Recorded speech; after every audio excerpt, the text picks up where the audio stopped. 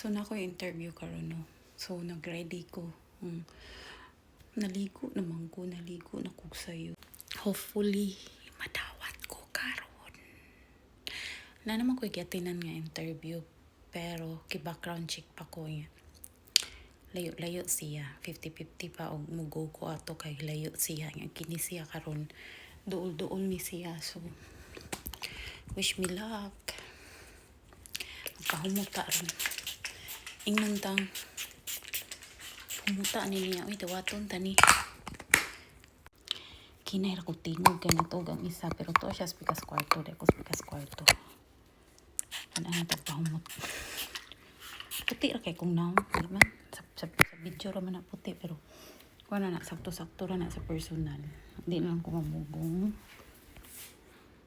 Pwede ara kagwapa ba na ko diri filter ra ni hani jud anig lang sa personal maot ko sa personal unsay akong unsa akong interview mo ni lang ipadala nako kay kung once bitaw lahi man gud diri mag-interview ka once madawat kanila laras na dito na yung fill upan nimo daghan nga application then i-tour na ka sa facility. So kung dili ka i-tour ug wa kay pa fill upan pasabot wala sila interest nimo nga dawaton ka. Last na ko interview 3 days ago gitour man ko sa facility, so gidawat jud ko ato nila nga nagkuha pa ko i-background check, mga mostly background check kay 1 week man na dugay pa nga nangita ko lain nga option just in case makakita ko mas duol kay niya na akong bana nga mas nindot daw mas sa duol ko kay parehan ako nga di pa ako kabalo mo drive pero mag driving school na ko sa January po kay murag ready na ko 50%. Di po mo wala kay kung iahat no kay kanang dili pa man kuryente nga basin mo ra hinungdan ba nga ug dili ako mabanggaan ako makabangga kay maratol mangurog yun jud ko igunit sa kuan manibila mo wa sa jud ko niahat nga karon naka-realize bitaw ko unsa siya ka importante labi na og trabaho naka mahal jud kay ang over diri as in mahal nya unsay akong dadun sa interview karon gipadala ko og COVID vaccine may gani no kay na ako'y COVID vaccine kay mostly manggod basta sa healthcare ka mo trabaho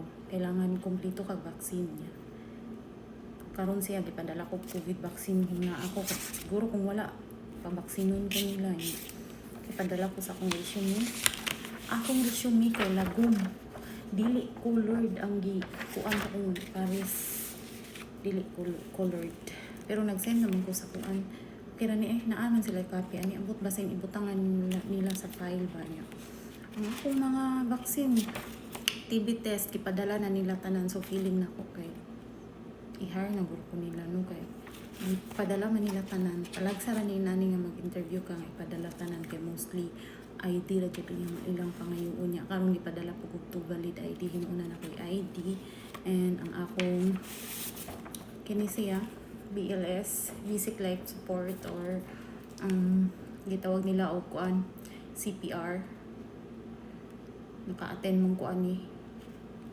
naka-training mong ko ani and then unsa pa man ha akong fingerprint card maong musayo ko karon ang akong interview is 11 AM pa niya as of now 8:59 AM pa diri so musayo ko kay moagi ko dito sa akong ID tabi nya mo to niingon sila nga pwede daw ko maato sa office karon para makuha na ko personal so musayo ko kay para makuha na ko kay gipadala sad sila gipadala sad siya pataka ra mo tabi so mauna to ang update unta makasugod na ko dayon kay mura na kog baboy diri to be honest so gikan ako sa sulod sa office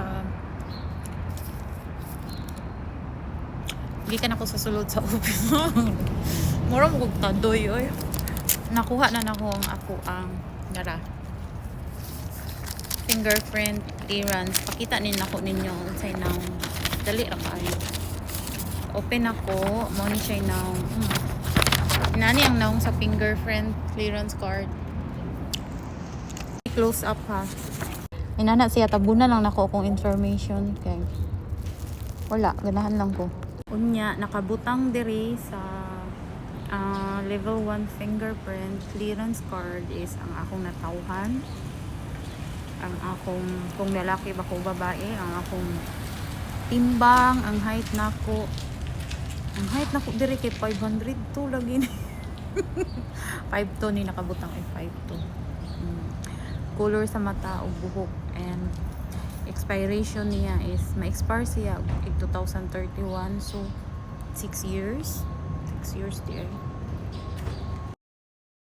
So gikan ako sa interview anina nako sa gawas kay naghuwat ko sa kong Uber, nagpantalon ra ko, mao ra na akong gisulot, dili man magmatter diri sa unsa imong isuot ig interview, no, depende man na nimo kung saan nimo pagtubag mo na diri, ana din na patayon sa pagtubag nimo sa ilahang question sa interview, wala sa imong gisulot. Nagay ko nakitaan nga interview nga ga short ra gid siya, sin mura rag pangbalay nga nakatry pud kong gi-interview ko nga kapajama ra ko, dili pajama pud ko nga pangkatulog, kanang panguran ra bitaw kay kalit-kalit ra pud to ba, ni sibat ra ko mo ko na nanghid niya. Mo to ang gipangutana ra nako ganina, no, kay upat ra gid ka question. Ang primero kay tell me about yourself, why you want to become a CNA, and how do you handle stressful situations. Nakalimot na ko sa isa, basta upat raman to eh.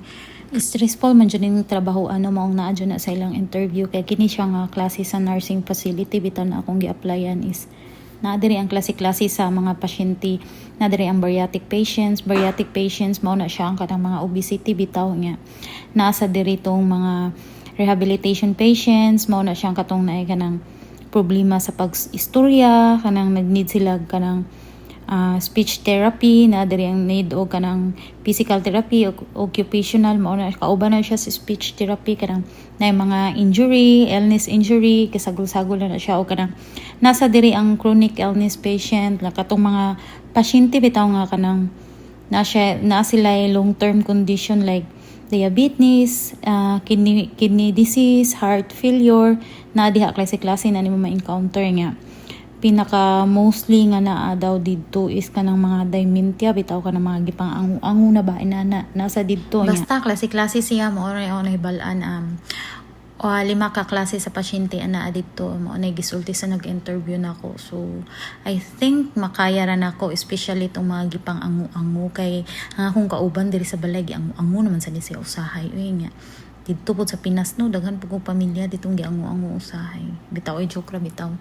So, pag humanday na ko, kuan dito no, nihapit ko sa Chipotle kay kuan ka ng gutom ko maniutos ako sa di pa kumuli, kay kabalo ko nga iguli na ko isa dito, natulog pa ko niya. Of course, dili ko magdala kay hilason man to siya, maglibog ko sa ipakaon, kay kasagaran bitaw no, basta mugawas kung ako ra isa magdala ko pagkaon niya, no, dili niya kaunon kay pati daw akong gi-order maglibog kung sa ipakaon niya. So, maghayon ko, dili na ko siya dadan nahuna ko maggrocery ako gamay, kay nahutda naman yung itlog sa balay, malipay naman na siya na itlog, mara na yung kauno ng buntag itlog nya nana ra kanang bacon, mura yung kasagaran kaunon. So mamalit na lang kong bacon karon og itlog, kay kung gutom mo to siya mumata, pero hapon naman gon mo duty pa siya unya nya palitan na lang ako siya steak, kay di man siya mabuhi gulay steak, kay mao man kinaon niya nga. Ako di jud ko mukaon na kay ambot di magko ko ganahag baka, oy baboy ra akong ganahan og kuan manok. So nahuman ako pamalit nga, dili man ta kabalo mo drive no, maghuwat jud ta sa ato ang taxi diri sa gawas permi. Kada human ato og pamalit, gamay ra na akong gipamalit kanang kung unsa ray wala dito sa balay.